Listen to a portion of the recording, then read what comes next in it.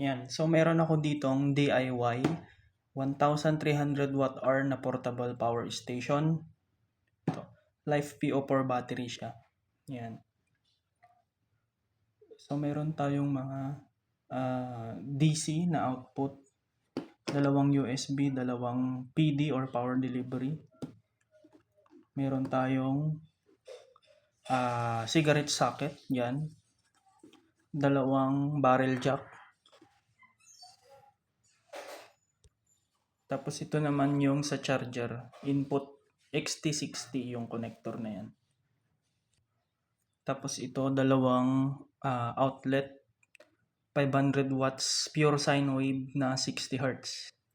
Yan, tapos ito yung switch ng outlet natin. Ito naman yung switch ng mga DC output.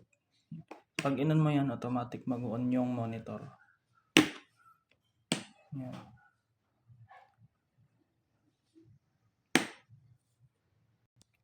Yan. So, ang gamit ko dito ay 4 na EVE 100 Ah na battery. Tapos 40 ampere na BMS. And then, ito yung inverter niya. Pinagkasya ko na lang dyan para compact siya tignan. Yan. So, itest natin yung waveform niya kung talaga bang sine wave, pure sine wave na 60 Hz. I-hook up ko lang yung inverter ay yung oscilloscope ko dito sa outlet. Okay, so ayan, naikabit ko na yung oscilloscope. Try natin i-on yung AC output. Ayan.